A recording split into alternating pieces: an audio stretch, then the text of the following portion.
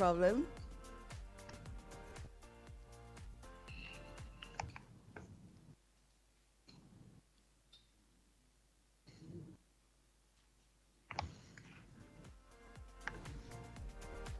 All right, let's do that again. Good morning, everyone, ladies and gentlemen, distinguished guest sponsors and students, and welcome to the third annual Tshwane Varsity Hackathon Awards Ceremony. I'm excited and honored to be here as your host because I'm surrounded by young people with desires such as my own, a better world for us and a better future for the generations that are to follow us. My name is Alma Acob, and I am going to be the MC for today. Now, as we know, unfortunately, the COVID-19 pandemic stopped us from being able to meet last year, but we are back and we are better than ever before. And to those who are here, those who have competed, those who have organized, those who have made today a reality, please give yourselves a round of applause. Now more than ever before, we are seeing the fourth industrial revolution at work. And at the forefront of this movement are young people, finding solutions, using critical thinking, creativity, and problem-solving skills, as well as working in teams to find the solutions to Africa's biggest problems and the world's biggest problems as well. And I'm excited to be surrounded by people with such bright minds. It shows us that the future is definitely positive. The future is made for the youth, and the future is what we are looking forward to in terms of technology. So to everyone who is joining us live, welcome to you as well. It is great to have you. It's so exciting that we have been able to make use of these virtual platforms, that even though we cannot meet face to face, we can still acknowledge that we are here and we are doing amazing things. So before we even go further in the program, it is important that we recognize who our sponsors are, because they have also made today a possibility. So thank you to the Technology Localization Implementation Unit, Amazon Web Services, the Department of Science and Innovation, Pretoria North Regional Innovation Networking Platform, TUT Enterprise Holdings, CODA, and Explore Data Science Academy.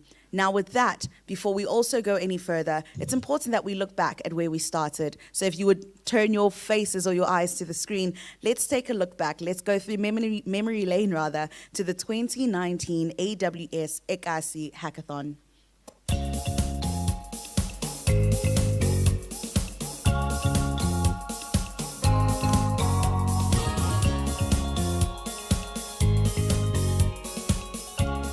I've picked up a lot of energy from the students, which was very good. Students have ideas. They just need a platform to be able to employ those ideas. And AWS provides that to them. So for Ekasi, we are there to provide technical guidance to the participants. We basically help them with AWS skills. For me, it's actually bridging the gap and giving that academic gateway towards the newer generations of IT, and we are building new IT professionals. The Kasi CAD, which stands for Kasi Creator-thon, is a program that is giving students opportunity to solve real problems with real solutions. So we believe this is going to expose the students, and it's also going to underpin their careers, so that when they are complete their diplomas, they don't only think of looking for a job, but they should start thinking now of creating employment for others through the solutions that they're going to come up with here. And it's also to expose the students to how the industry runs, because we invited the industry to be part of this, to mentor the students throughout the hackathon, which is 2 nights, 3 days. There are many different students with many different skill sets and ideas, and some of them are really groundbreaking. For example, one idea was related to how we can improve the relationship between our government and police. So if there's an incident and you need to scan your fingerprint, for example, Home Affairs has a database that the police can access, and this way everything is immediately available. So some really good ideas for future integration and just bringing more collaborative effort. With this event, we want students to stimulate innovation, think out of a box, come with creative and innovative ideas that can be commercialized. So we're not doing them just for the sake of doing that. We want something that will actually go to the market and be commercialized. Most of the students doesn't have laptops, connectivity problems, data problems. If we have these things available, it would be better for them. I learned more about Amazon Web Services, which I didn't have any idea it existed. Actually met one of your female programmers, and I was excited to meet. She's wonderful, she's great, she helped a lot. So for me, I think it would be awesome to see more female programmers coming up. So working at AWS for some time now, I've noticed we don't have a lot of local talent and skill sets, and this is really important to driving that and bringing the skills to our communities to ensure that going forward we've got more local guys who are able to contribute to AWS and also to like growth of the company. And the experience that we had with working with AWS, I'll say in short, is a very awesome experience because of what the architectures have done so far, and they continue to do that. They've been with us throughout the night, through the developments with the students, supporting them where they're experiencing challenges. This was a very good opportunity for us to come and meet other programmers, and most of all to hear about your product, which also caught my eye. I didn't know most of those things were possible, that you guys are making possible. So we thank you. We're grateful for the opportunity that you've given us to come and try your product. Hello. Awesome. I think that was a great reflection of where we have come and what we are doing currently. And we're going to hear from some of the winners later on to find out what innovative ideas they have come up with this year. Now, without further ado, it gives me pleasure to welcome the person who will officially open this event, Dr. Etienne Van Wyk, who is joining us virtually. Dr. Etienne is the Executive Dean at Tshwane University of Technology's Faculty of Information and Communication Technology. Over to you, Doc. Good morning, ladies and gentlemen. Although I cannot be with you in person, it is my privilege to welcome you all to this award ceremony on behalf of the Faculty of ICT at TUT. I would like to convey a special word of appreciation to our chief organizer of the Tshwane Varsity Hackathon Challenge, it's Mr. Mash Burutsi, as well as for the first time two vice chief organizers in the persons of Dr. Hamilton and PD and Mr. Mbeka Manechi. And not forgetting also the hard work that the organizing team has done, who have worked tirelessly with Mr. Burutsi, Dr. Hamilton and Ms. Manechi to ensure the smooth sailing of this event. I understand we did have some data challenges, but amid these data challenges, the students remained committed and we managed to come out victorious in completing the hackathon. We are humbled by the support we have received from our sponsors to make this competition a success. And once again, I would like to thank the following sponsors: the Technology Localization Implementation Unit, Amazon Web Services, the Department of Science and Innovation, Pretoria North Regional Innovation Networking Platform, TUT Enterprise Holdings, Coder, Explore Data Science Academy, and also the Agile Alliance. And last but definitely not least, I would like to welcome our very own talented winning hacking teams who have throughout the past few days proven that they are capable of coming up with innovative solutions that have the potential to solve real-life problems that are faced by global citizens currently. Later on in the program, guests will hear all about these solutions and ideas that the students have come up with. Martin Luther King said that the goal of true education is the development of intellect and character. The function of education is to teach one to think intensively and to think critically. Hackathons contribute to the development of graduate attributes by exposing you to working in groups, working under pressure, developing cognitive flexibility, and forming a creative and innovative mindset. These are attributes students are going to need to be successful working in industry. Today we are here to announce the winning teams. A huge congratulations from my side to all the winners. You have definitely set a very admiring benchmark for other students to imitate. We hope that you will continue to achieve brilliance in your respective spheres. Thank you, and from my side, please do enjoy the function. Thank you very much, Dr. Etienne. Can we give Dr. Etienne a round of applause? Thomas Edison states that the value of an idea lies in using the idea, and we look forward to seeing how our winners are going to use these ideas in the future. I'd now like to invite Linda Siso. Please allow me to give this very lengthy and wholesome bio, which requires all the introduction and all the respect. So Linda Siso is the head of education at Amazon Web Services, responsible for driving the mission of accelerating digital transformation of education in partnership with the full education community, including learners, educators, researchers, and technology providers in South Africa. Linda is passionate about education, believing that education is a powerful tool that can change the economic prospects of Africa. As such, she is excited to partner with education institutions and education government institutions to create transformative educational experiences and empower these institutions to prepare for students for industry-recognized certificates and careers in the cloud. In the past, she has served on the boards of various industry professional bodies, such as Marketing Association South Africa, the South Africa Advertising Research Foundation, and Vega Brand School Regional Council. Linda has accumulated over 27 years' experience in general management, project management, strategic planning, and business development, sales, and marketing, working for organizations as well. She has held various positions at organizations such as 3M, SAPI, and Huhtamaki. And she holds a Master of Business Administration, a Bachelor of Commerce in Business Management and Industrial Psychology, and a Diploma in Digital Marketing. Please help me welcome Linda Siso.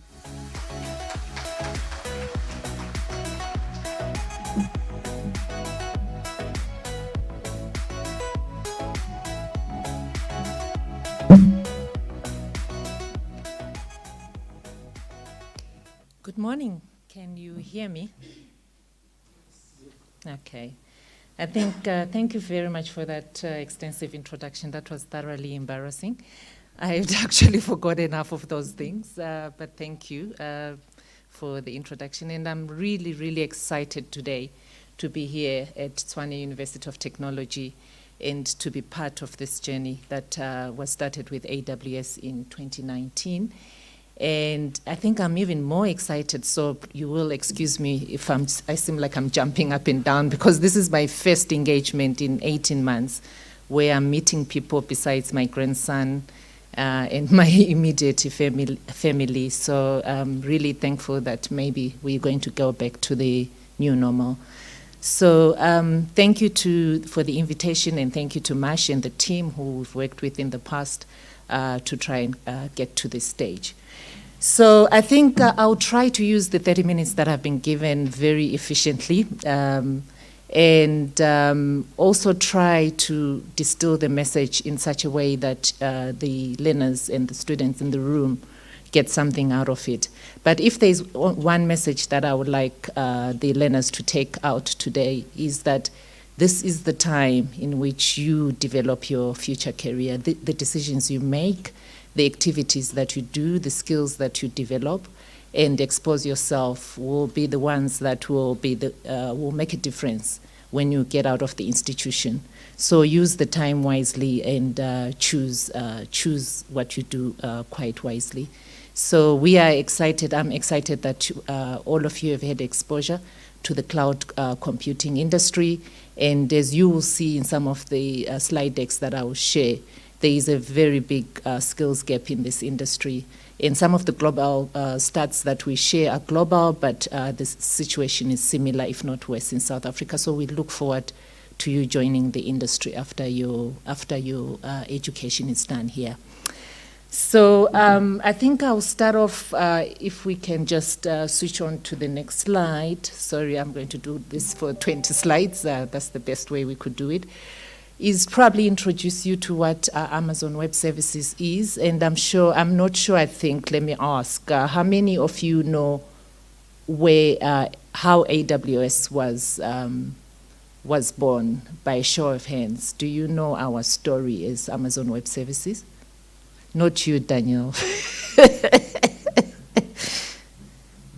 Is anyone familiar with Amazon or Amazon Web Services at all in the room? No? All right. Then I'll make a thorough introduction then so that you are aware of who we are and where we come from. So Amazon Web Services is an offshoot of Amazon.com. And some of you might be exposed to that platform. That's what we are known for, one of the big global brands in this space. And after many years of running the Amazon.com platform, we learned a few skills around using scalable applications. And a new business was developed called Amazon Web Services. So it was developed 15 years ago in 2006. And we started offering IT infrastructure services to businesses and businesses, institutions, and government, such as education institutions such as yourself. We offer a broad set of global compute, storage, databases, applications, and deployment services to the industry. And the benefit of our services is that they provide highly reliable and scalable and low-cost infrastructure. That's why I'll share a few slides on who our customers are, and that's why most of our customers find our services attractive. Next slide, please. What might not be well known or well written about is that actually Amazon Web Services has roots in South Africa, in Cape Town to be precise. And in 2004, we opened our offices in Cape Town, and some of our services came out of the Cape Town office.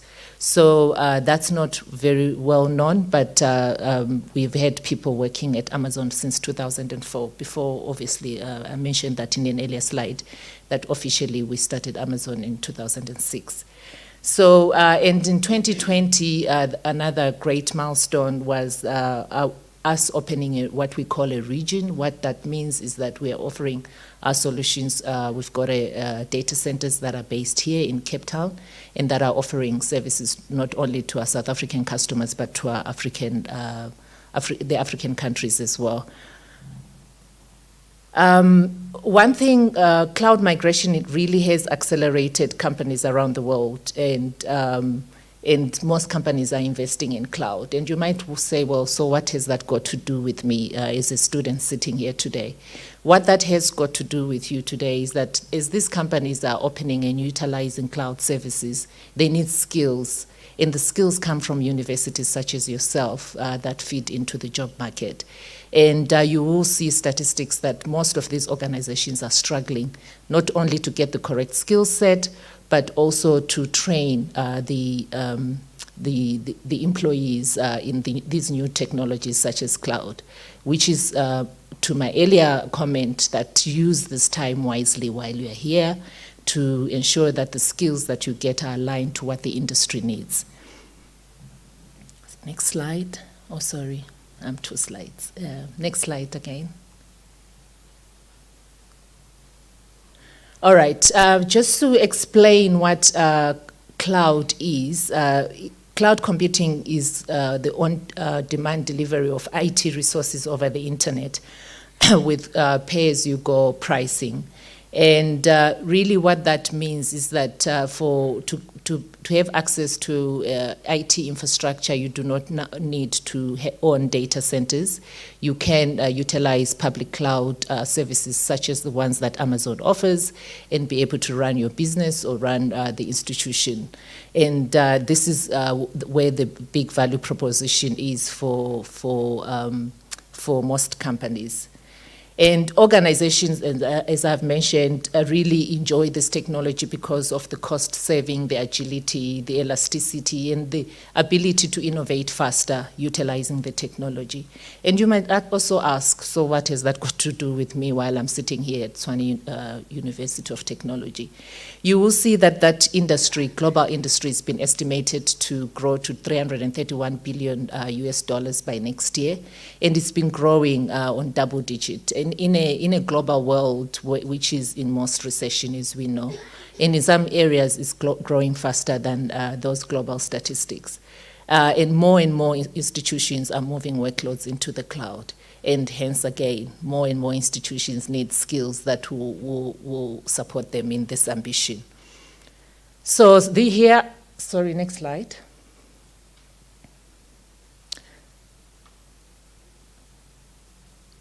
Next slide, please. Okay, so here are some, only a few institutions such as yourself here in South Africa and globally that work with Amazon, not only for the IT, to provide the IT infrastructure to the institutions, but to develop digital cloud skills that we're talking about. So you will see you are not the only institution, and there are other institutions that we work with and we've worked with for many years to do this. And next slide, please. And also here, some of the customers that try to pull out to say, okay, maybe the students might be interested to see who are active customers in the sub-Saharan Africa. There are some of the names. You see there are big banks, there are big retailers, and some of the big financial services institutions. So those are the institutions and our partner network. We've got a very extensive partner network that is looking for skills to support their cloud transformation or their cloud journeys. So I've told you that most of our customers are utilizing this technology and are excited to grow their business or support their business transformation initiatives utilizing our technology. But what they say is that the biggest inhibitor to cloud adoption is the lack of skills. So enterprises can't hire or train fast enough, and this is according to Gartner. The gap has doubled in the past 3 years and will keep doubling the more the technology is adopted. The gap in the skills, the gap in the skills, access to skills will keep growing. So 90% of organizations report severe shortages, and 80% of IT decision makers say the teams that they have lack the cloud computing skills that they need. I hope you can see where I'm building this to, so please bear with me. So AWS, we are committed to empowering higher education communities. Sorry, I'm a few slides ahead. Next slide, please. Next slide, please. Yes. AWS is committed to empowering higher education communities with resources that they need to prepare students for these in-demand roles. So I've stated that there's a gap, the customers are looking for skills such as this, and that we, the team here in South Africa, we will support any institution in putting a solid plan to build these in-demand skills and feed into the pipeline to these jobs. So I will leave my details, I think, in the last slide for any of you in the institution to contact us. Next slide, please. Okay, so why are we here today? We have, as I mentioned, there has been a partnership between AWS and Tshwane University of Technology that started in 2019, where we supported the hackathon in September, and it was in 3 campuses, Nguve, Emalahleni, and Polokwane. And then we also had, as you saw in the video, some of our architects and our engineers assisting students. And we offered additional prizes to support the hackathon, and technical support and credits. That means resources to access our technology. And this year we continue with the initiative. We are here and we'll be excited to hear from the students and see who are the winning teams. We're really excited to see that students are able to develop the solutions and how the solutions will be further incubated. So I'm just going to quickly go through some of the programs. There are many programs, and some of the programs we craft them with the institutions that we offer to institutions to support the creation or the building of these skills. We've got what we call a AWS Academy. We've got what we call AWS Educate and AWS Restart, and there are many of them, and I don't expect you to remember all of them. But they've been crafted uniquely to serve a certain needs to students. Some students who are technical in their training, and in some of like Restart, you don't have to have technical background to be involved in this program, and we will be happy to share with you. So I'll jump a few of these slides that talk to those programs and get to the slide. Next slide, please. So, sorry, one slide up. So we have over 30 member institutions in South Africa and over 1,200 students that have received cloud computing training through Academy. And we work with institutions such as yourself and some of the names there that I put in, which is University of Cape Town, Stellenbosch, University of Johannesburg, and Durban University of Technology. And we continue growing our relationship with some of these institutions. Next slide, please. This is one of the programs as well. We call it the AWS Training and Certification, also offering various digital and instructor-led training to the institutions that lead to AWS certification in preparation, in preparing the IT departments and IT support staff for cloud skills. Next slide, please. So cloud is opening the door to new opportunities for innovation and collaboration between education and industry. Next slide, please. And which is why I think the slide explains the partnership that we have, that we work with students in the institutions and also with the AWS customers that I showed you in the partner network to try and build initiatives that develop the skills in the institutions and ultimately feed these skills into the into industry. Next slide, please.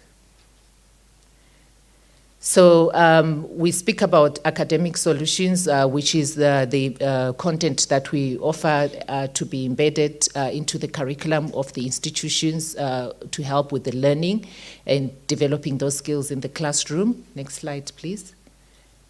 And then we also speak about student employability solutions, and that includes not only the content, but career services, virtual job fairs, and various jobs and internship programs at companies that are building on AWS. And below there are some of the common roles that are available that are available for students coming out of university, from ranging from cloud support associate, web development engineer, application developer, and I won't mention all of them. You've got them there, and I can send you links.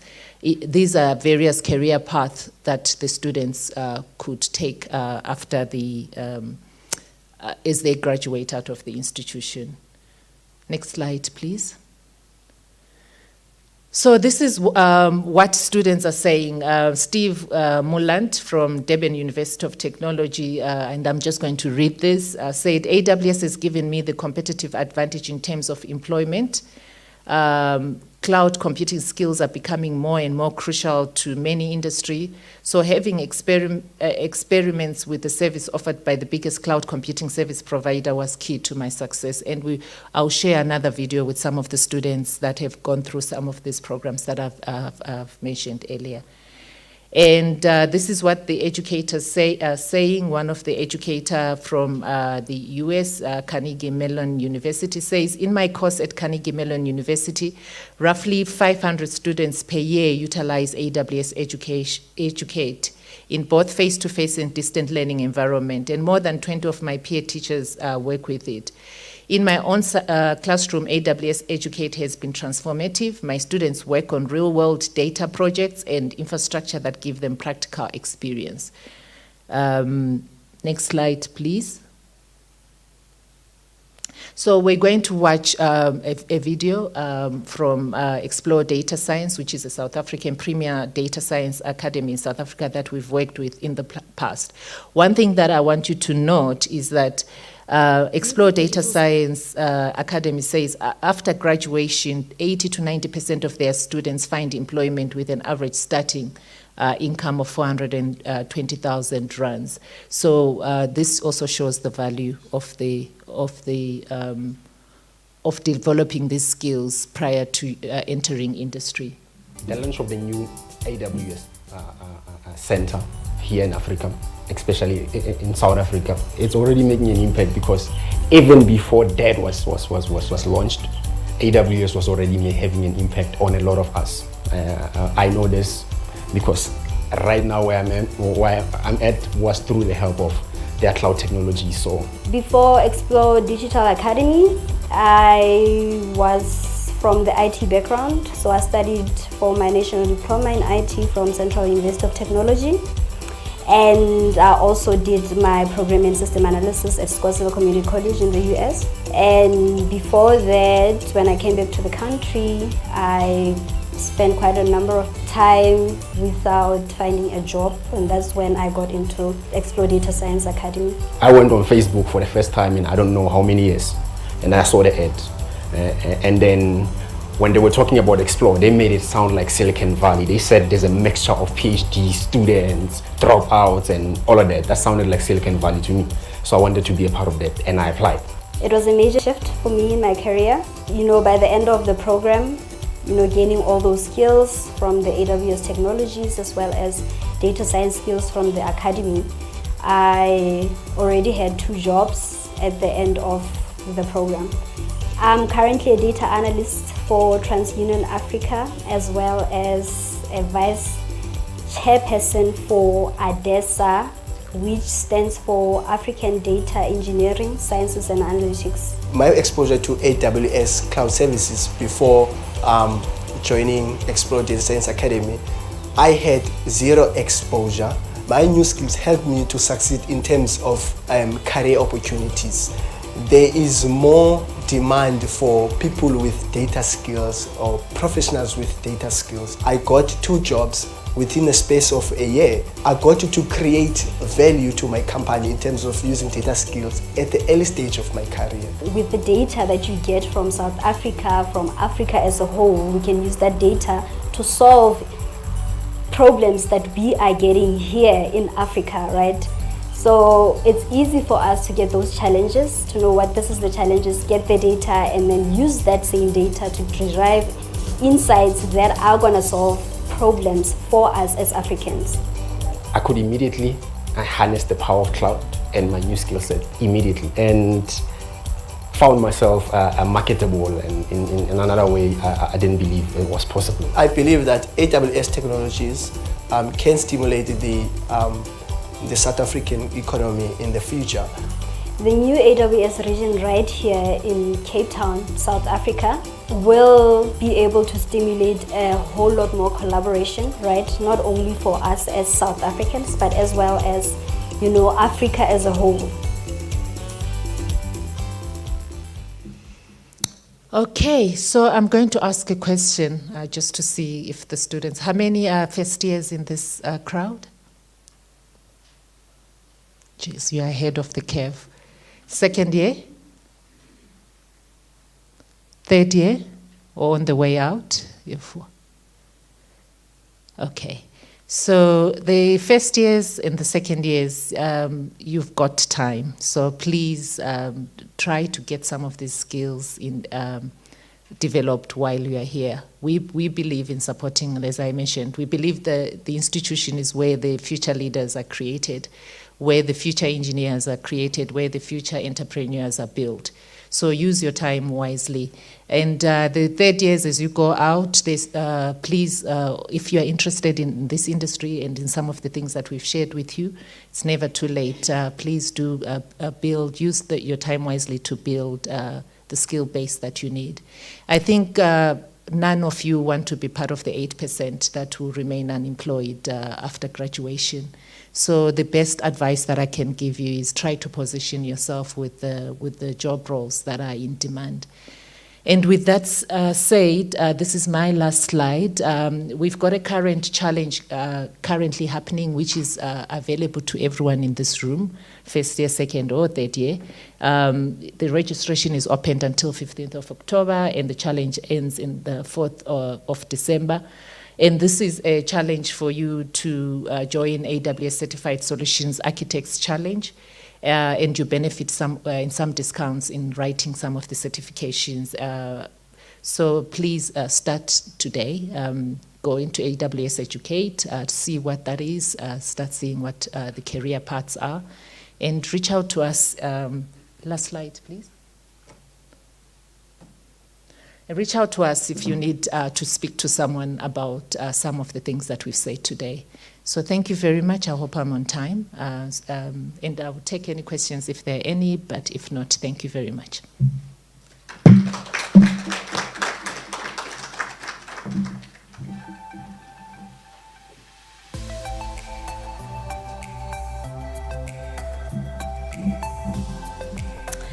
Thank you so much for that, ma'am. I think you would give her another round of applause, please. You mentioned the unemployment rates in South Africa, and it's currently sitting at 34.4%. And to hear that the institution is creating an opportunity for young people to be able to gain these skills, these data skills that will assist them in finding jobs and securing their future is very encouraging. Innovation comes from creating an environment where ideas can be developed. So thank you to you, and thank you to the Tshwane University of Technology for encouraging students and for providing a platform for their innovation to be developed. All right, so without further ado, we have come to an important part of the program. I'd just like to say, everyone who took part in the Tshwane Varsity Hackathon, you are all winners. You are all incredible young people who are finding solutions to problems happening in the world, and we salute you. And we congratulate you for that. But today we are going to be focusing on the top 3 teams, and they are going to come up and present their ideas to us and really inspire us for what is to come in the future. So I would like to invite, in order from 3rd place, the team called Code Brigade. Each team only has 10 minutes to present their winning ideas. So Code Brigade, please could you join me up on stage, and can we give them a round of applause?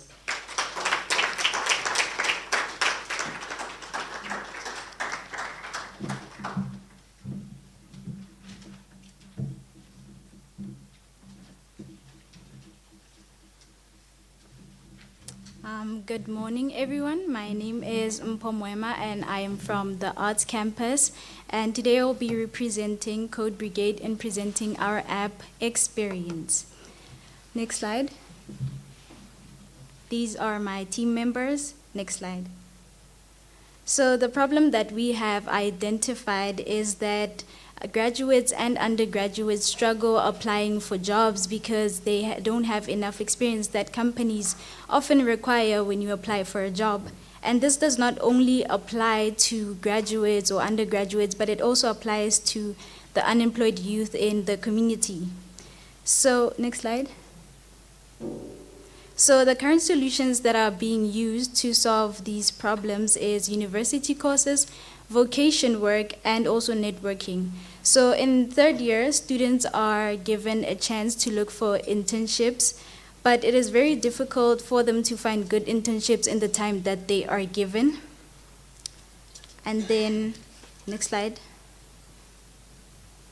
So our target market will be the students, unemployed youth, and also people who would want to volunteer, and also companies that are offering internships, vocation work, and also permanent employment. Next slide. The companies that are already tackling unemployment are LinkedIn, PNet, Harambe, and Careers24.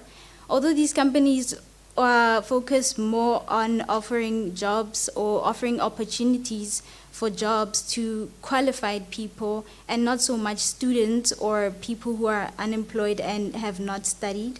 So our app will provide the youth and students who do not have enough experience to be able to who will be able to meet the job application requirements.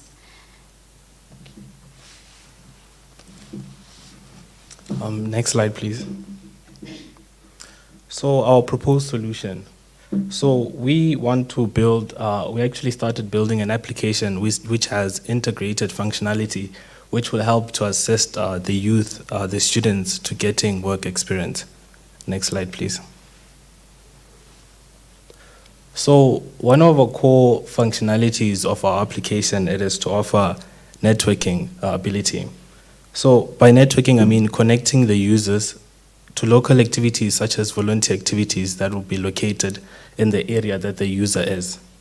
So this would not apply only to volunteer activities, but things such as workshops or educational events that would allow the user to socialize and expand their networking capability. And due to COVID, many people have been isolated, some have been working at home. So it has resulted in an increase in mental and physical health problems.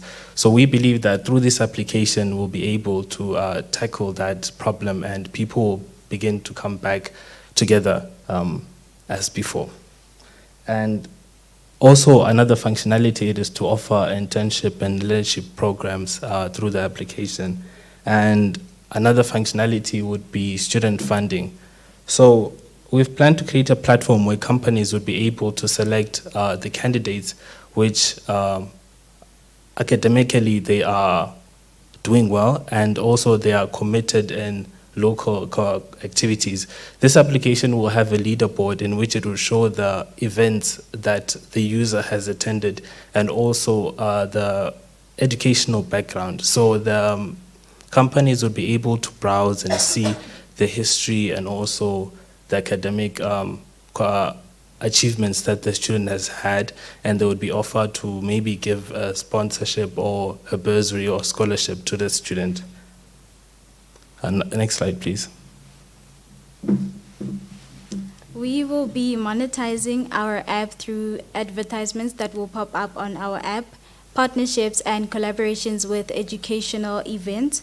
And there will also be a premium membership that's offered to users who do not want to go through the whole process of volunteering and having a certain amount of internships to get jobs or to be recommended to companies that are hiring but would want to get on the top of the list on the leaderboard. Next slide. What sets us apart from our competitors is the features on our app. So there will be a feature of a map where users can locate events or volunteering work or even internships that is around their area. There will be a lead board that will have the name and surname of the user as well as the ranking and that they are given by the recruiters from previous internships. There will be a direct channel between the user and employer, and our app will not require any specific qualifications for the user to work on or be able to apply for a job. Next slide, please. So this is the application user interface design that we came with. Yeah, can you go to the next slide, please? This is a short video which explains how the app would be navigated with available opportunities that are there where the user is. And also it will have the functionality to be able to scan the QR code. Scanning QR code would ensure that the check-in hours and the checkout hours for the volunteer activity are actually valid when it gets added to the user profile. And yeah, basically that is how our app design is set up. Next slide, please.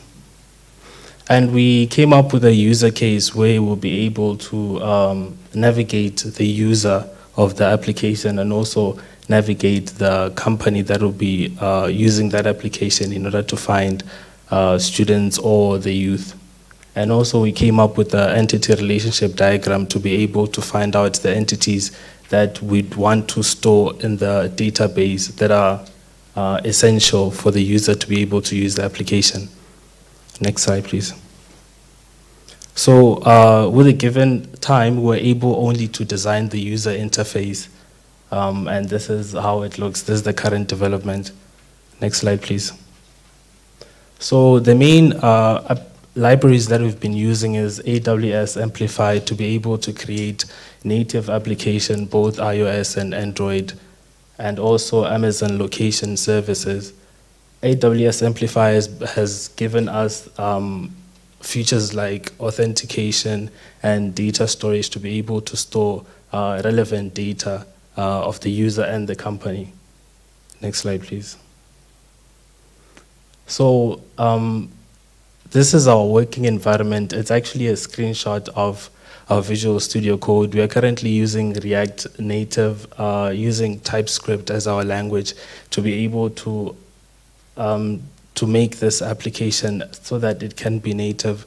As our previous speaker spoke about the skill set that the companies require, they're actually getting, the gap is becoming more between education and industry.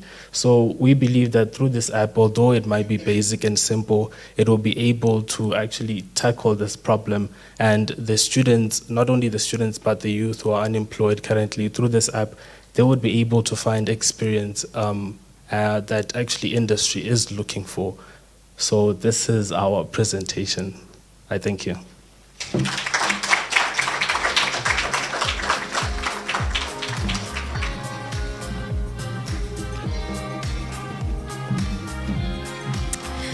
Thank you very much to Code Brigade. What a phenomenal idea. I especially love the maps feature because I know as an individual who is currently finishing my studies as a master's student, I'm getting faced with a lot of companies that want experience. And so to be able to find experience, location-based experience is really something that I think is great. And thank you to Miss Linda Sosa, who mentioned that these scholars are in first year, second year, third year. I mean, I really didn't know that. I thought they were all in honors or higher programs. So it's great to see young people with such innovative ideas and bright minds. All right, so next up we have the Groundbreakers, who took second place. I'd like to invite the Groundbreakers as they give a presentation. Please give them a round of applause.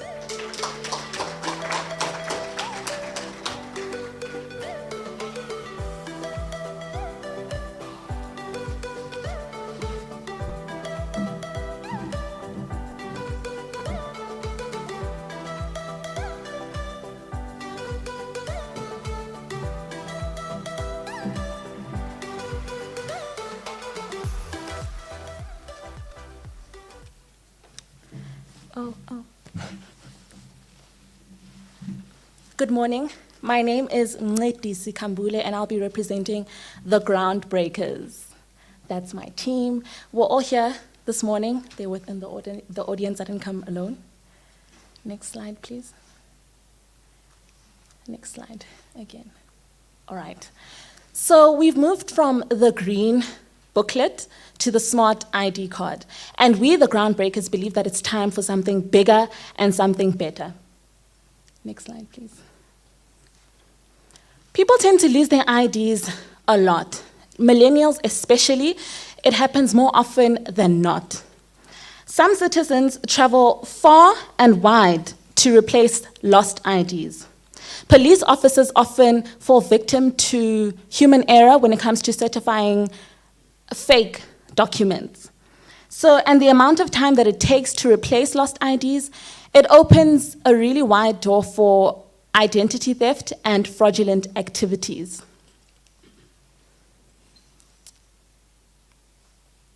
Our target market includes or consists of the Home Affairs Department, but it also ultimately is South Africa at large.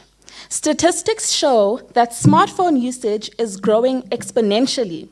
Initially, it was only young people interested in technology, but today that has changed.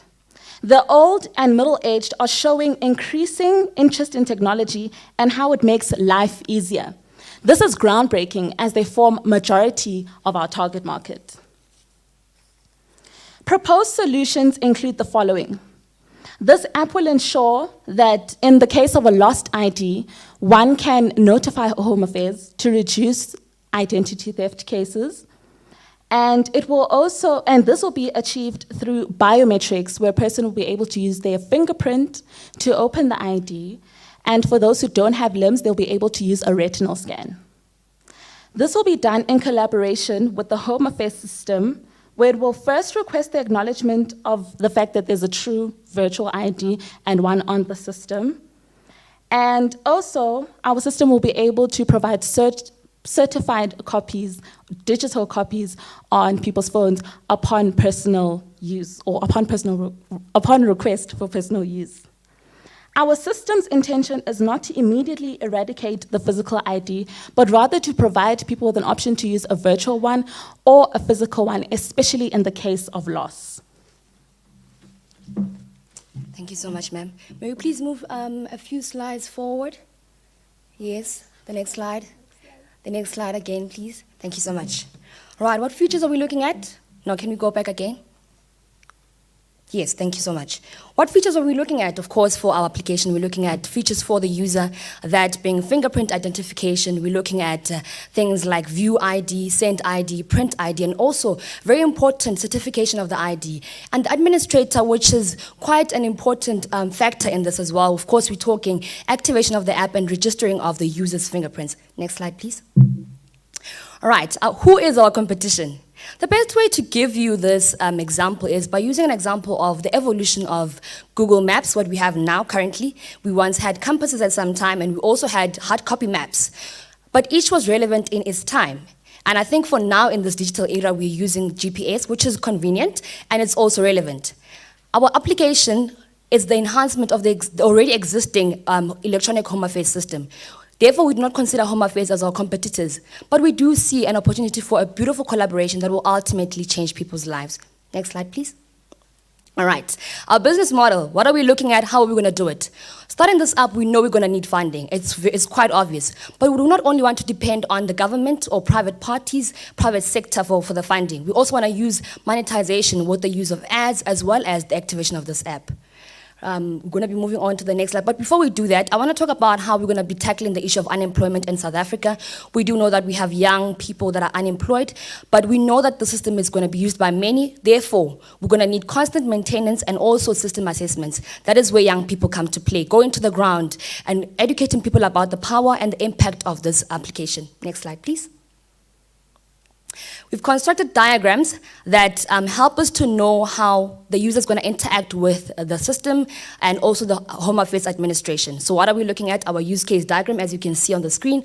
It has the citizen, who is the user. We also have the Home Affairs administration. The user will be asked for their fingerprint. They will have to scan their fingerprint to even go forward. Then they have 4 features to choose from: the view ID feature, the send ID, the print ID, and also the certified ID feature. Next slide, please. We'll have also our race metrics diagram. They're also just giving us a detailed brief of how we plan to actually put this whole thing in motion. Next slide, please. The DFD, the data flow diagram, briefly explaining to us how does data flow from one side to the other side. This is where you can see that we have our data storages as well. We do have our entities, the 2 entities being, of course, the user, the citizen, and also the administrator from the Home Affairs. Next slide, please. All right, before we head over to our conclusion, I want to talk about implementation. We have estimated a period of 24 weeks, which is 6 months to be exact, for the implementation, covering the groundwork, coding, and getting this to the market, and also just talking to the Home Affairs. We do, of course, as the Groundbreakers, want to work on this apart from this hackathon. We want to take this further, we want to work, and we're going to put in all of our team, putting in the work, and also just avail ourselves to the market to say, look, this is what we want to do. Can you help us get it out there to help the people of South Africa? This is what it's all about, the people of South Africa. But in conclusion, we all know that the world has already moved to the 4th industrial revolution, and technology is everywhere, at home, at school, at work, everywhere. But it's about time that we use the same technology to start to protect the only document that identifies each of us differently from the other. It is quite important for us to use it to our advantage. And also, when I say we know the quote that is quite familiar, if it's not broken, don't fix it. But we are saying as the Groundbreakers, passion, or rather innovation, is a progress in the eyes of tradition. Thank you so much. Before we just get off the podium, thank you so much, our program director. We will be having our team working on to showing us how the program does actually work, the application that we have come up with as the Groundbreakers. Just in a moment, we'll be having that here. Like I mentioned earlier on, first things first, the user will be required to enter their fingerprint. So let's say I put in a wrong fingerprint. Let's start there. Let's log in user. Let me put in my fingerprint. Can you guys see that it also denies you access? It means that the other person who is completely, maybe let's say the person is using the app, got the app from somebody's phone, they can't access another person's ID, or they can't access the features on the application rather. Let's move on to putting in the correct fingerprint. There we go. It does recognize my fingerprint. Then, like I mentioned, that the user's got a couple of options or features to choose from. First of all, we want to view the ID. I believe you guys can see. Unfortunately, we can't actually get to see what I'm actually doing here, but we have the option for viewing the ID, and we have an option for sending our email. I don't think we can project it on the screen, but let me try and just give you a brief of how it looks like. It's got an option for you to put in the person that you want to send the ID to, as well as the CC, the BCC of, as you know, the subject, and then you enter your message. You can actually print and write your message down there. That is our send ID feature. And we've got the print ID, which is a cool one for me. I think it excites me because it's got the certified, I really wish you could see it. It's got a certified stamp. I'm just going to try and lift my phone. Hopefully you guys can see it. But it has a certified stamp where it's got the date in real time. All of this is happening in real time. That means as a student, when I want to apply for an internship, I can have my identity document without having to go and queue at long queues from police station, certifying and also trying to make copy. Thank you so much.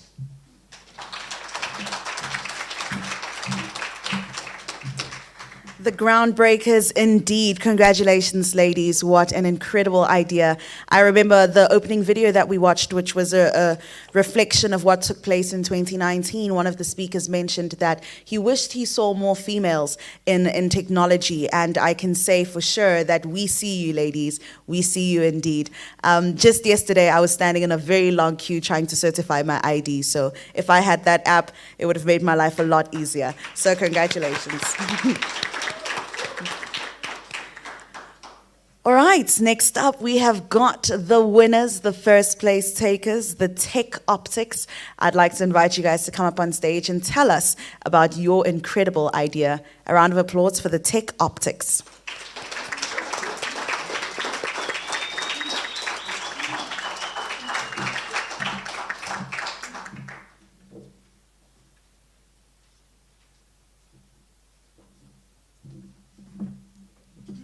Thank you. Well, I can start the slide. It is vividly clear that if you want to predict the future of a nation or the advancement of a nation as a whole, focus on how they do their service delivery. Not my words. That was the former president of the United States of America, President J.F. Kennedy. Ladies and gentlemen, good morning. My name is Genius. I'm here representing the group called Tech Optics, which participated in the TVH Hackathon, a group of young men and women who are determined to make a difference in the communities by the use of advanced technology. Next slide, please. That's the closure.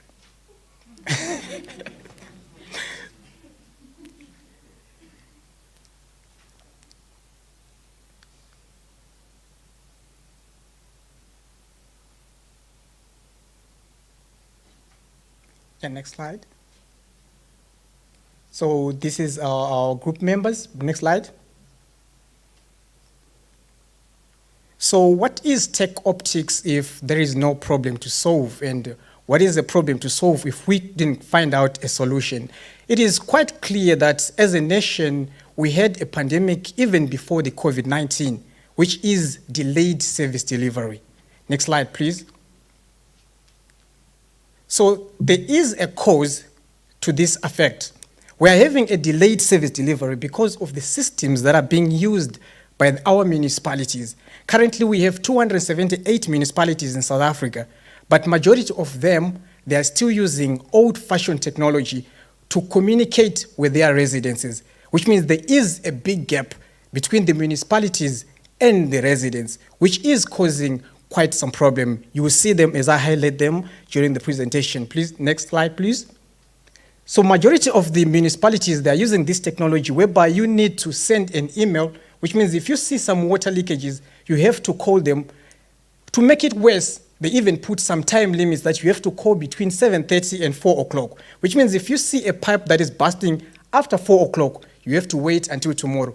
Maybe if you remember, but if you don't, which means the next slide will address what will happen. Next slide, please. But the laws of accounting proves this system wrong, because every time the costs, they're increasing year in and year out. We are suffering about $10 billion each and every year, and that money can be used to make improvement on human life. But why dwell on the problem when we have found the solution? If I was living in the past, I would shout out Eureka. Next slide, please.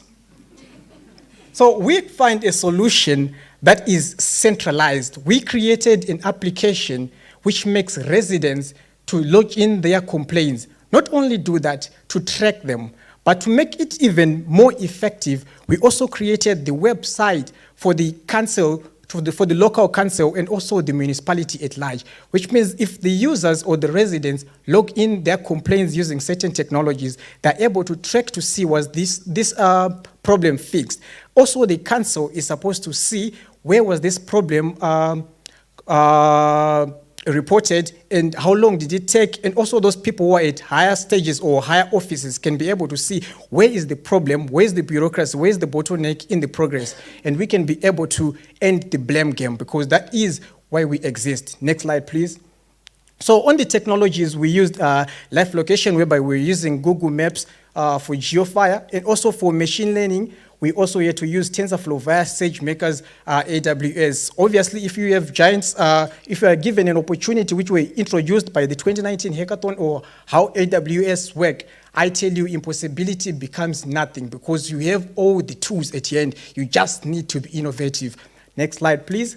So this is the prototype of the application that we come up with. I don't know if the video is going to be visible, but we also included some social points, and the country that is only doing social points right now in the whole world is China, whereby if you cross a red robot in China and they've put cameras, which means if you cross a red robot and you're a pedestrian, they deduct some social points from you, which means you are a danger to humanity. You're not supposed to be doing that. But us, we believe in going through positivity, so we take you from 0 and we go up. So we start some points, which means if you report a problem, your points increase. And if you reach a certain point, maybe your tariffs or the municipality can reduce your tariffs and so on, because now they are suffering and they are losing billions and billions of dollars. So may you please just play this video so that people can see the prototype.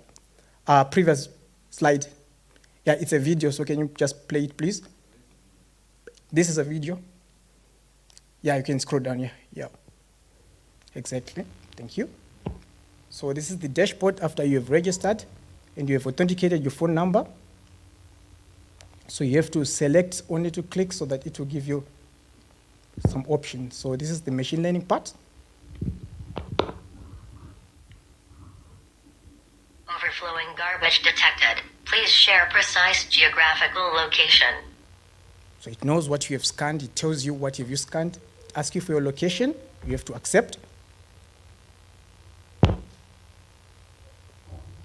Then from this point, it takes your longitude and latitude. Then it has to send all that bunch to the database. And from there, you earn a point because you have shown care for your community. So you can also be able to track your thing. Where is it at? Which municipality or which local council was your problem submitted to? So you can also try to scan another problem in testing. Since it's machine learning, it's supposed to tell you what problem is it without you typing long. Leakage detected. Please share the exact location. So he detected also a water leakage pipe, and it will send the same problem to the databases.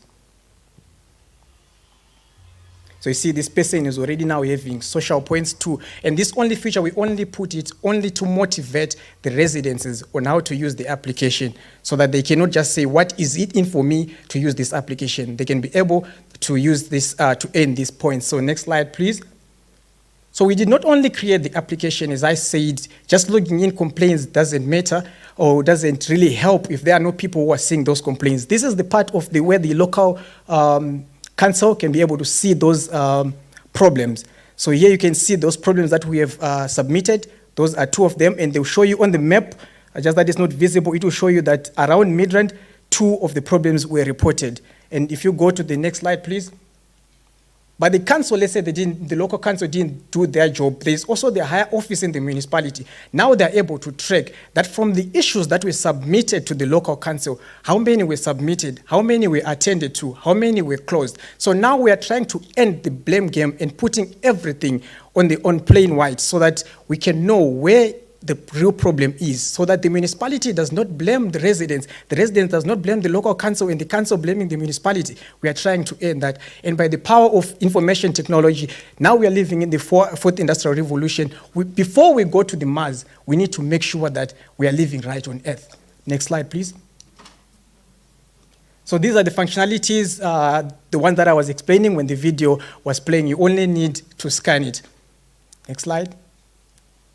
So this is the theme that we're going in with. We are trying to reduce those old ways on how you deal with your application, typing a lot of things. All you need to do is I show you on the application. Click once, everything is done for you. We are living in the age of automation. Next slide, please. So on our competitors, the solutions, I think so far, we found out that there are 4 municipalities that are trying to use applications, but the problem still remains those applications that are decentralized. There is no central control of where they can be able to track what is the problem and who is to blame. So it's only 4 separate municipalities. As we are coming up with a system that is centralized, that all 278 municipalities are supposed to be accounted for, not only by protest or whatsoever, but with proof that we have shown that this is where the problem is. Thank you. Next slide, please. So on the clients, obviously, the person who is really losing billions is the municipality. That is our target market. Next slide, please.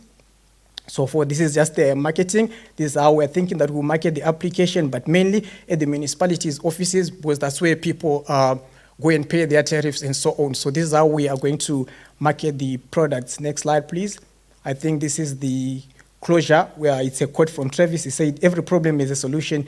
You just have to be creative enough. But before I finish my presentation, I think I have just a small message to the guys that we were with.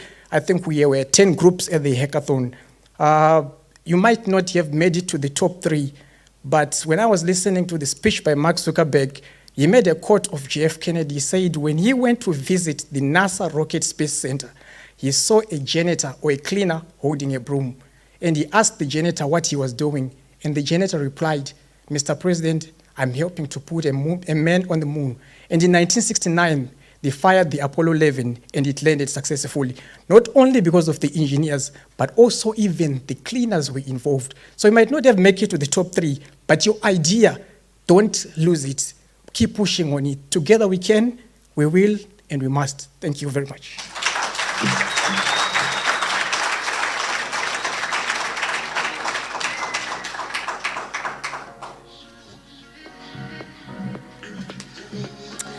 Together we will, we can, and we must. That was Tech Optics presenting their winning idea, and what a great idea indeed. I'm sure we all know of that, there's always that individual who drives past a pothole and they're like, yes, it's the government. Or they see rubbish and they're like, it's the government, but they don't know what to do about it. And this is an application that is making that so much easier. Knowledge drives innovation, innovation drives productivity, and productivity drives change. So congratulations to you, Tech Optics, for driving change through your innovative idea. I'm now going to invite Mr. Mash to join me up on stage as we give these winners their prizes and recognize them for their hard work. I would also like to invite TUTEH or Tutor, AWS, and the TLIU, who will also be presenting the prizes. So Mr. Mash will announce the winners and our sponsors will present those prizes. Mr. Mash. Round of applause, please.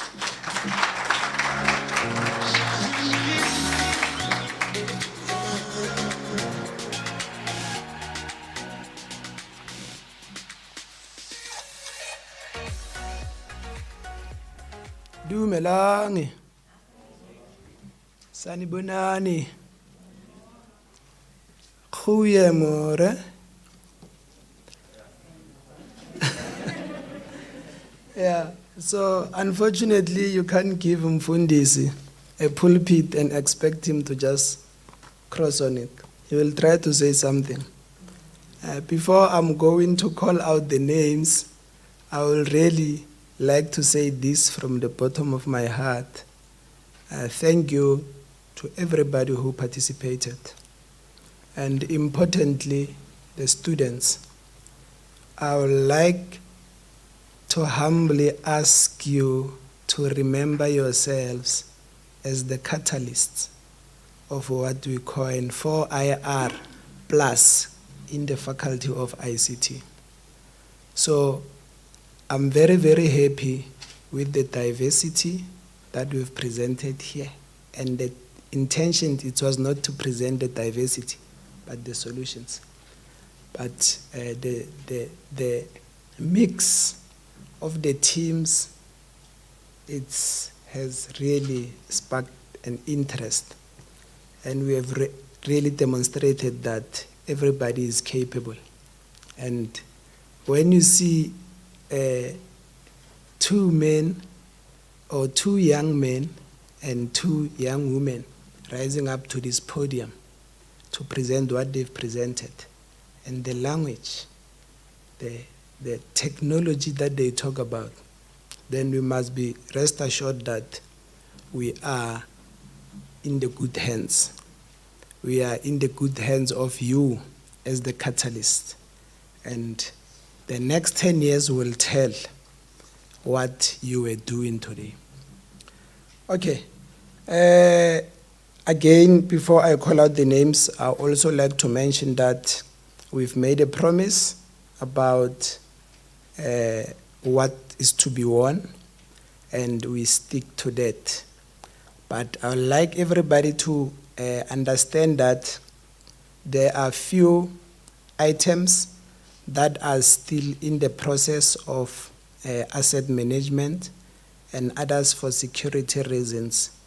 They will have to be received or handed over later. But for the presentation, we've got some items, and we will be happy if you welcome all the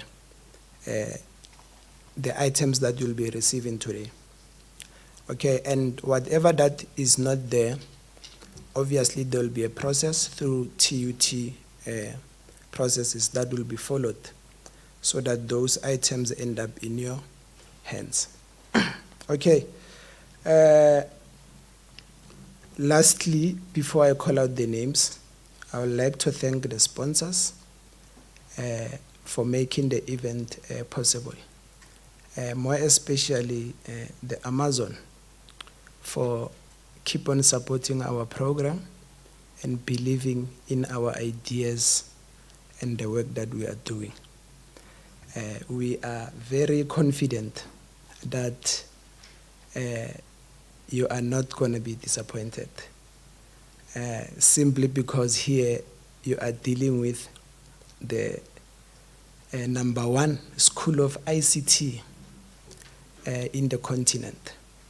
So there is no way that we won't be able to deliver. There was a disruption in 2020, and now we came back very confident and knowing for sure that what is it that we are preparing. And we have prepared the catalyst, and the future will tell. Okay, going to the winners. I'm going to start with the 3rd place. And I think as soon as I call you out, I'm going to call out the team and call out the names. And then all you can come in front here. And I think, Tembeka, you'll help me with coordinating the sponsors that will be handing out the prizes. And we know it's not a surprise. There's no need for drum roll today. Yeah, okay, ladies and gentlemen, on the 3rd prize, our winners was Team F, which named themselves Code Brigades. And Team F, or rather Code Brigades, will receive the following items: Volcano Active Tech Trend Series watch with heart rate monitor, cash prize of 20,000, and many more goodies. Team Code Brigade was composed of the following members. Mpho Moyema, you may come through.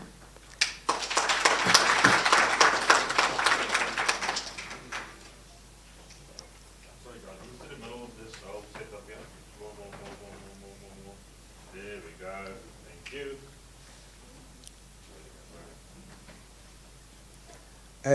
Simpiwe Sishange,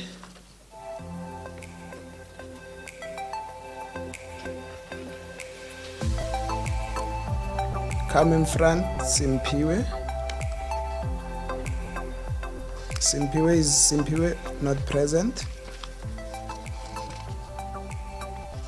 but Simpiwe is also one of those winners, so we, in his or her absentia, we recognize her.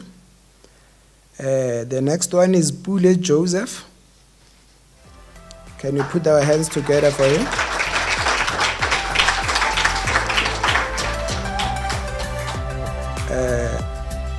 Busisiwe Skosana.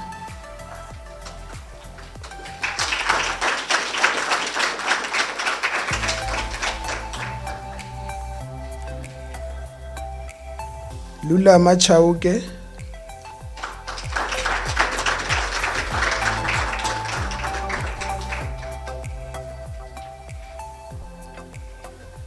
Khabu Mabokelela.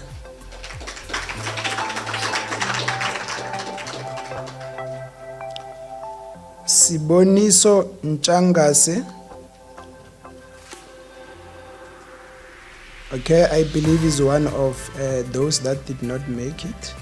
We recognize you, Siboniso. Muneiwa Rambuda.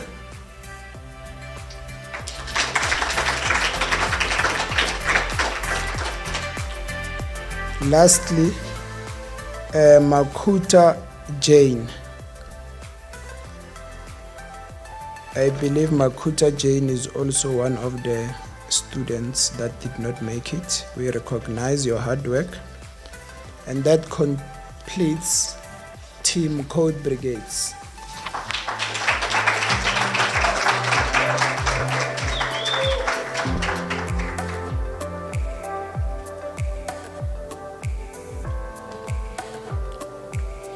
Thank you and congratulations, guys. Okay, moving along, second prize winners, Team the Groundbreakers. They receive Samsung Galaxy Tab A7, cash prize of 30,000 rands, and many more goodies. And the team is composed of the following students. The first student is Kambule Mnetisi.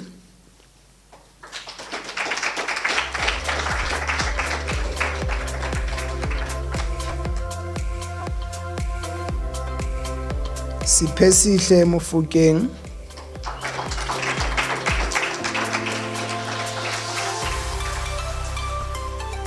Tebogo Sako.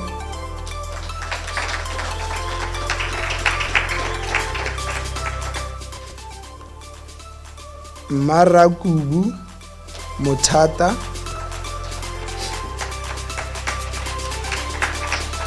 We recognize you, Marakubu, in your absentia.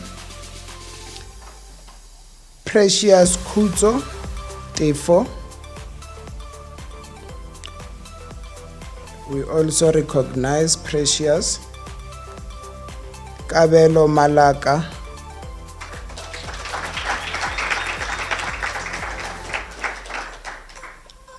Mpota Budi Tobejani.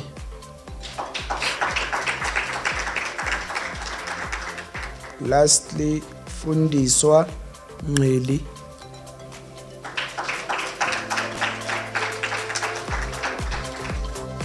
That concludes the winners of the second prize, Team the Groundbreakers.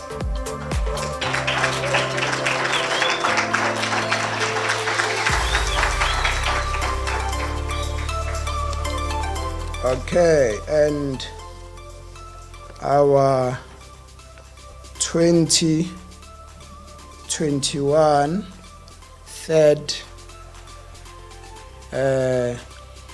edition winners of the second prize. Thank you so much.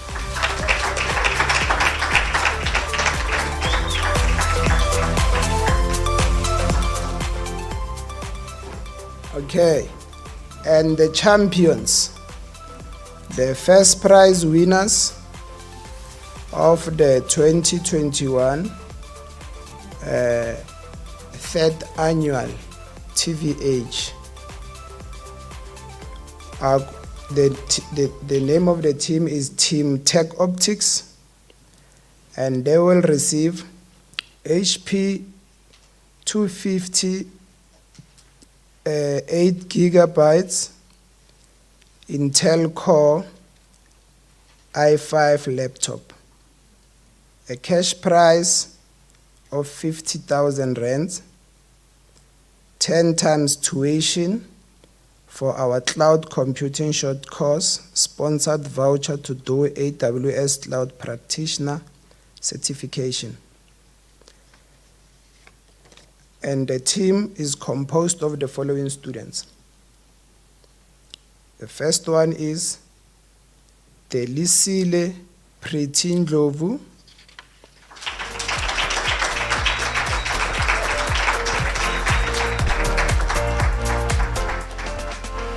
Maseja Letabo Kokela,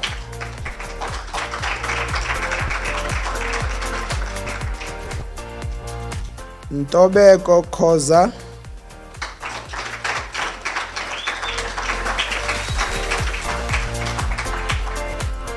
Musa Wenkosi Mahlangu,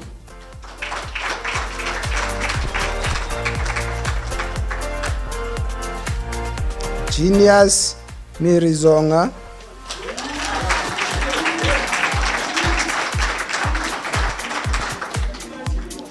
Mangobi Happy,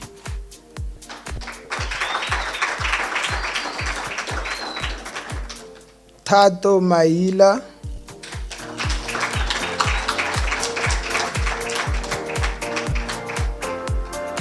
Tracy Mohlabengi as the last student. I believe Tracy also is not here. We recognize your hard work, Tracy. Ladies and gentlemen,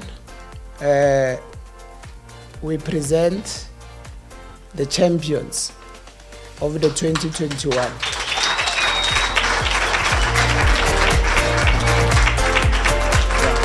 Thank you guys and well done. Okay, so lastly from me, thank you so much guys. You may sit.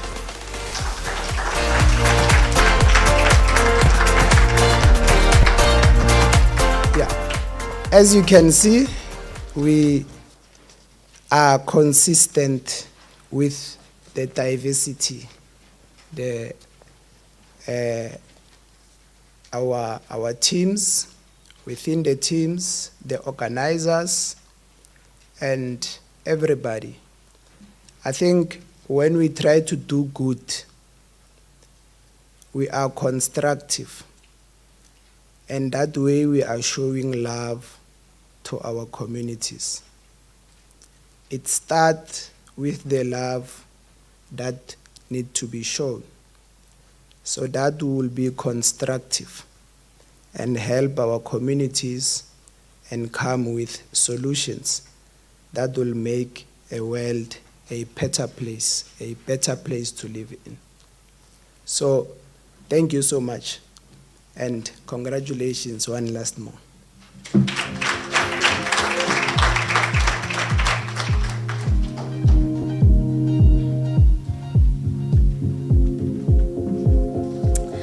Thank you very much, Mr. Mash. Diversity indeed. I would like to ask if everyone who participated who is here, could you quickly stand up where you are? Let's just take another look at you and give you another round of applause.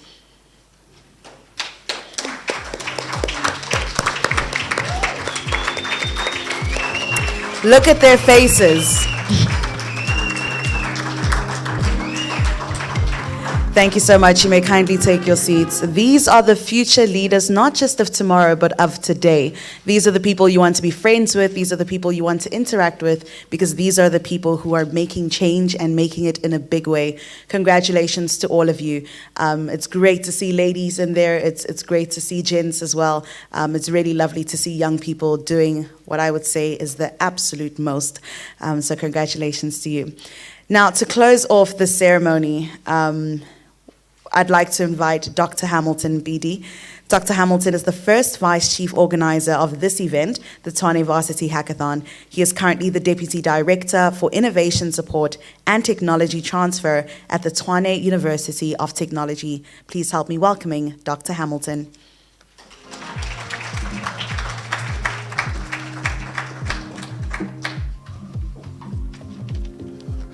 Wow, I'm told that we are in day 5 of the hackathon. It feels like we are still in lockdown. Ladies and gentlemen, this has been a great journey, and I'm very honored here, to speak on behalf of the organizing team of TUT about this event. My office, which is the Innovation Technical Transfer Office, we started the hackathon, doing the hackathon with Nike in Cape Town. And little did we know that in our own backyard, there's actually young brides and minds that are hacking, And when Mesh approached me and about this hackathon, and I was like, wow, let's bring it home. And let's bring all the resources and the energy home. And yeah, we have unfortunately had to dump our external stakeholders and come back home. And we took it home. And I remember when Justice Dikgang Moseneke, when he gets his award, he said, in his life, he got awards internationally, but there's nothing appealing than when you get award from your own people, from home. And for that, we thought, what, let's bring it home and work with our students at home. And if you see that we actually decided, the hackathon started and the first edition was 2018. Mesh was it 2018, and when we had it 2019. So this is the third edition. And you'll see that we rebranded it. And the reason why we rebranded it is because it's not an ad hoc event anymore. It's going to be an officially annual event. COVID or not, it will happen.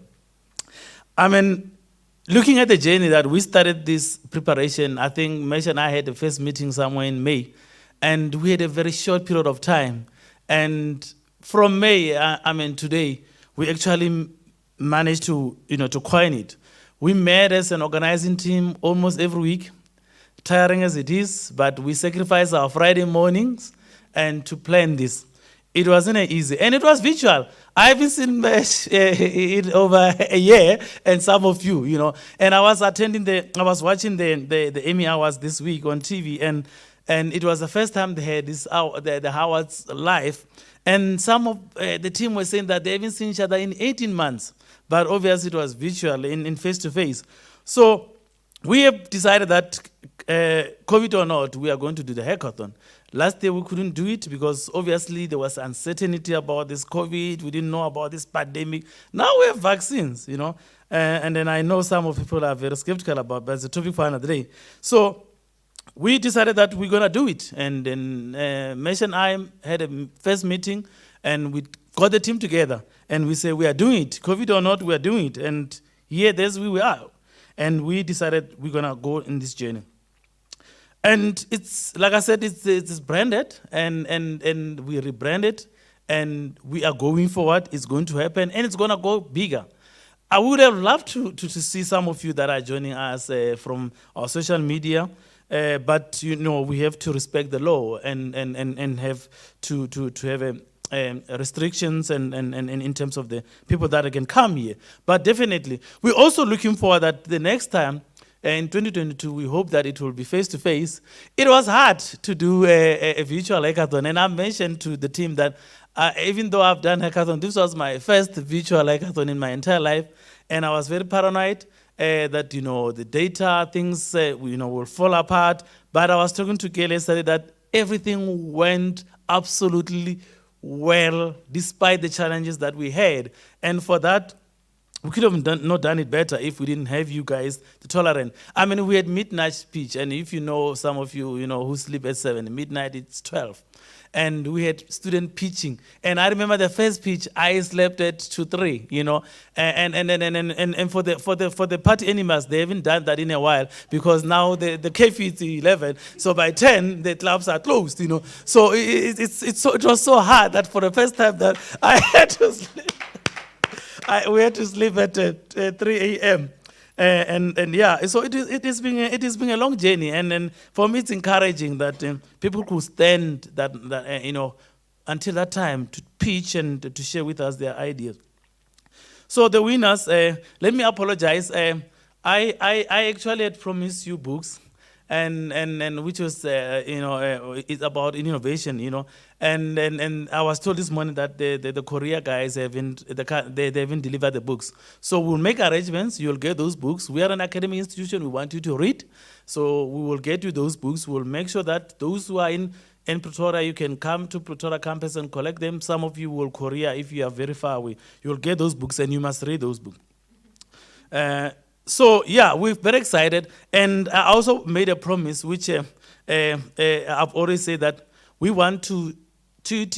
We are the biggest institution, and we are going bigger, and we are going global. So we will be making plans to ensure that our winners are going global, and we are going to make plans that by 2022. Hopefully the COVID will have subsided and will be removed South Africa from the red list. We want to take you to Slash. Slash is one of the biggest you know, startup event in Finland. It's had 16,000 delegates, 30,000 investors that are there pitching every day. And actually AWS is part of Slash, and I've seen their stand there. So we definitely want to take you there in 2022. And you can be part of the wild startup, and we want you to be in the startup in the Slash 100. So when you are in Slash 100, it means that you are top 100 startup company in the world, not in South Africa, in the world. So we definitely want to, you know, we're looking forward. Definitely mention I and other team will take you there. And the run-ups, we want you to take you to other, you know, there are a lot of activities that happen, but we want you to take to some of the events like the Innovation Summit, which take place in Cape Town. Hopefully it will be in Cape Town. If it's in Gauteng, hard luck, but it's still an Innovation Summit. So we want to take it, it's taking place, and I started yesterday, but we would definitely take you to the 2022, the run-ups. So yeah, so we're looking forward and then the other events that we will make sure that together with Africa Beyond for IR, we'll organize and we'll make sure that you participate. They've got the youth festival, you know, in June. So we'll make sure that you participate on those events. Definitely, you will get the incubation support, which Africa Beyond, and will also make sure that you get incubated, because we don't want to add this event and by tomorrow we don't know where you are, you know, and the next thing you are in that Shubar Vakai, you know, we don't want to end up there. So we want to make sure that you get the support. Our office will make sure that you get the innovation support, you know, and if you need advisory support in terms of IP, commercialization, trademarks, and all, we'll give you the support. And we'll also make sure that you get the vouchers if you want to file your patents. So we'll give the support. And I believe that the Faculty of ICT will also give you another support. So you'll get mentorship in incubation and all other support. So in closing, let me thank our sponsors. They've been thanked enough. They even have a slides, you know. So thank you, the sponsors. It's always difficult to host an event that will need, you know, monetary and prices. So we thank for that. And besides, we don't really even consider a sponsor. We consider as strategic partners, because this is a long-term journey which we want to travel with you. So we're very excited about that. And we obviously want to get even more sponsors that share the same vision. I always say that one of the difficult things of having to have a sponsor or investor is that they want to instill their values. But with the sponsor that we have, they give us the room to fly, to flourish. I don't think there's any sponsor that came and said, we want you to do 1, 2, and 3. We are instructing you, So we really appreciate that allowing us to flourish, to do this event in the manner that we deem is necessary. So we're very excited. Participant, without you, this hackathon would have not happened. I mean, it was exciting that in the first week of when Simon and the team issued out the call, I think we were closed. I mean, there were already over 100, people that wants to be, and it was exciting because it's always difficult to solicit the participant. So we're excited. Thank you very much for participating, and we're excited that actually we had a lot of females. And then, and in this space of tech, it's very difficult. It's a boys thing, Father's Day, environment, So it's exciting when we see even young and a female come into the tech space. So we're very excited. So to the winner, congratulations, and we were looking forward. Like I said, don't disappear. The problem with students is that once they graduate, they get that certificate. You don't find them. So we want you to be, come, even if you are graduating, please come and take this innovation forward and we'll give you the support.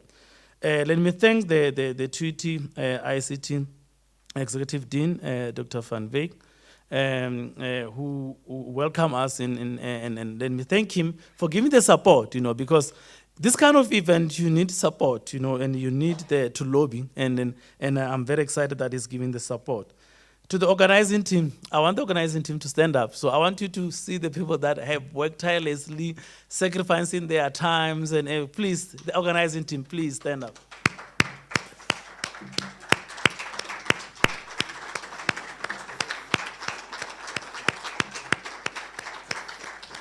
Thank you, guys. I have never worked with dedicated organizing team like this, that they attend meetings and they make things happen. They don't just attend and talk, but they make things happen.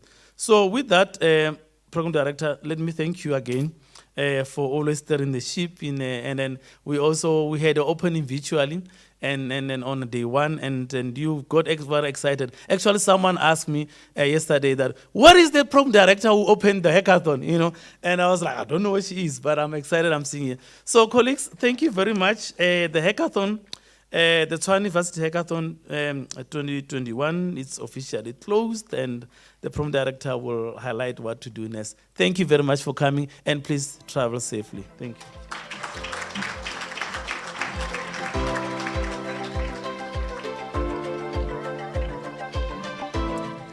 Thank you very much for that, Dr. Hamilton. I think we were in the same mindset because I too was going to ask the organizing team to stand up just so that we could really see who made today a success. I've hosted a number of events, and to be able to arrive today at 9 a.m. and to see that all the participants were already here shows the decorum and the excellence at which TUT handles their students and how they do it themselves, because students learn by seeing. So congratulations to you for raising students with an excellent standard. It is really great to see.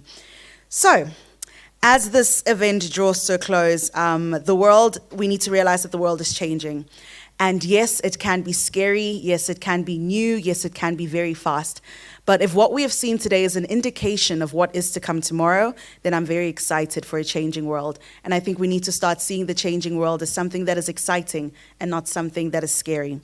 The Tshwane Varsity Hackathon organizing team, would like to express, excuse me. It's not COVID, don't worry, I've been vaccinated. The Tshwane Varsity Hackathon organizing team would also like to express their gratitude to Mr. Mash Peruzzi, the chief organizer of the 3rd annual Tshwane Varsity Hackathon. So we thank you for guiding us. I'm going to say us as I'm part of the team. I am the team for now. We thank you for guiding us throughout the entire planning process with the calmness and a sense of clear vision of where you wanted this project to go. You led your team and got them to follow your vision without being dominating. So thank you for that. Thank you for showing us and your team respect that is always deserved and never commanded or forced. You have taught us to be calm in the midst of a storm. So on behalf of the team, we thank you, Mr. Mash. You are an inspiration to so many. A round of applause to Mr. Mash.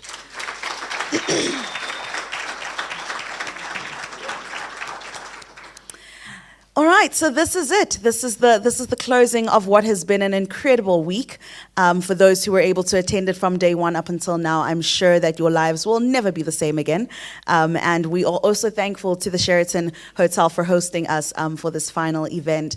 And as I bring it to a second close after Dr. Hamilton, I'd like to say that lunch is being served outside. So as soon as you step out, you will be directed to where you can grab your lunch. So on behalf of myself, Alma Akop, on behalf of the Tshwane Varsity Hackathon team, on behalf of the sponsors, the guests, the organizers, the students and participants, thank you all for being here. Drive safely and God bless. Thank you.